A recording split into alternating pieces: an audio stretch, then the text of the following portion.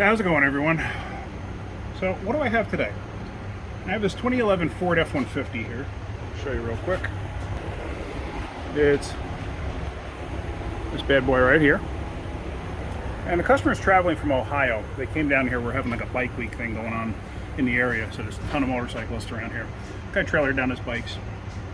He got down here and he noticed the left front wheel felt very hot, and there was a lot of brake dust on the actual rim. Look at the right front, wasn't like that. Okay, what's going on? He just had the brakes done. He had pads, rotors, and calipers done up in Ohio, where he's from. All right. So he wanted us to throw a set of brake hoses on it because, you know, he knows a little bit about cars, but he doesn't have anything with him to work on his own vehicle. And he apparently doesn't work on his own vehicle up there either, but he knows enough about cars where he did explain stuff to me. So, you know, I can tell he knows. You know, he's not somebody who's just reciting stuff that, you know, they've read online, or, you know, that their friend of a friend of a friend told them, type of thing. So we put a set of brake hoses on it. Never really paid attention to much of anything. I didn't do that job myself, but took it for a ride. Left front wheel's still getting hot. So what's going on? All right, so we get it up on the lift. Spin one wheel, spins fine. Right front spins fine. Spin a left front, spins fine. Hit the brakes. Okay, it locks up like it's supposed to. Let go of the brakes. Left side stays locked. What the heck's going on? Right front's free. Okay. Anytime I get a scenario like that, I'm thinking, okay, let's verify where the problem is. So what I do in a situation like that is, when the brake is bound up and the foot's off the actual pedal, I'll actually crack the bleeder on that side. Because if all of a sudden you get a spray of fluid, now the wheel frees up, you know the pressure is from the hose to the vehicle, not at the caliper itself. So on this one, what I did was I cracked the bleeder open, and I had no change. Okay. Got to be something with the caliper. It's a brand new caliper. So I go and I pull the caliper off, and something seemed odd to me the way it was bolted up. And I'm looking at it, I'm like, are these pins bent or something? No, they don't seem bent. So here's the caliper. And everything looks fine. At first I thought the installation was done fine. And, you know, I was spinning these pins, and, you know, it didn't seem wonky at all. You know, it seems to spin straight. Same with that one. You know, because I was thinking if it was bent or something, you know, it would wobble in the hole there. But it doesn't do that. So all of a sudden I realize, I take a look, and I find this. Here's the bottom of the outer pad. Okay. Here's the top of the outer pad. You notice that? Notice how it wore? The top edge is worn all the way down. And look at that. See the cracks in that thing? That thing got hot. Matter of fact, if you look at the rotor, see how white the outside is? Now, if you come over to the other side and look at that rotor, this rotor's fine. It's a natural color. You can still see the crosshatch. If you look really close, you can actually see the crosshatch still in the rotor from the machining process. Okay, so what's going on here? Well, when you're doing brakes, pay attention to what you're doing. On some vehicles, there's an inside pad and an outside pad. This vehicle has an inside pad and an outside pad. They install two inside pads on one side. You can install two outside pads on one side and have no problem, but you can't install two inside pads on one side and have a problem. Let me show you why.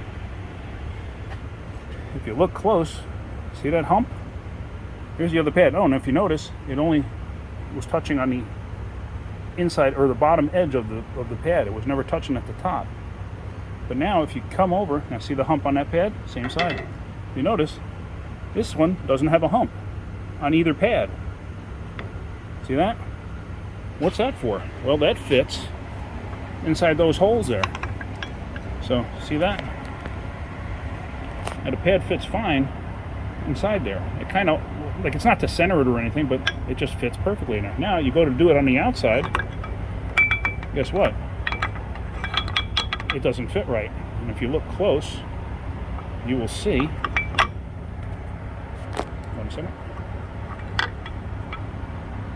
you will see right there, dents, right there and there, from hitting the top of the caliper, right there. See that? Can't see so much on that one, but you can definitely see it on that one from the brake dust. Basically, it's installation error. The person that did the brakes wasn't paying attention. I've done it. I've done it as recently as last year. The problem is when you go to bolt the caliper up, there we go, background noise. When you go to bolt the caliper up, usually the caliper won't sit true as you go to bolt it up. That's why I said I was wondering about these pins. As you go to bolt it up, the caliper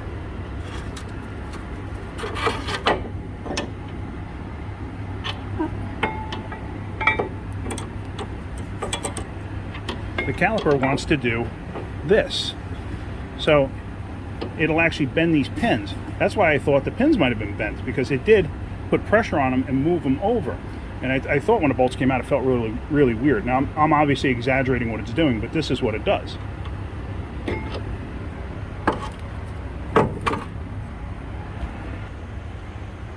My whole point is, don't get cocky and think you know what you're doing every single time. I find that when people get cocky about what they're doing, they make mistakes. Me, I learn something new every day. I am not perfect, not by any stretch of the imagination. I make mistakes. Like I said, I've done this before, as recently as last year. And as soon as I started bolting it up and I realized the caliper was going cockeyed, I'm like, what the heck's going on? And I realized, oh, whoa, I'm putting two inner pads, or I believe it was actually 2 outer pads on that particular vehicle, because the outer pad had like a little tower to it that fit through a hole in the caliper. And I believe I was trying to put that to the inside. So my point is, just pay attention to what you're doing. So, you know, the guy brought it into us. He's very happy that I found the problem. And we're putting one new rotor on it, because the other side is fine, and new pads on it. There's nothing wrong with this caliper. You know, I took the thing for a pretty good ride and it actually stopped fine. But this side was getting very hot. You know, over a period of time, that binding up brake pad would actually push in on the caliper enough to allow it to release, and then, you know, release pressure. That's why you didn't really feel it on the road. I didn't feel any pulling. You know, sometimes you hit the brakes or you let go of the brakes, you'll get a pull. You hit the brakes, you pull one way, you let go of the brakes, it pulls the other way. You know, I had none of that. Never felt nothing. So anyway, that's it. So I'm going to throw pads on this and one new rotor and send him on his way. This way he can go back to Ohio. All right, that's it for now. You guys have a great day. Hope you got something out of that. Keep wrenching.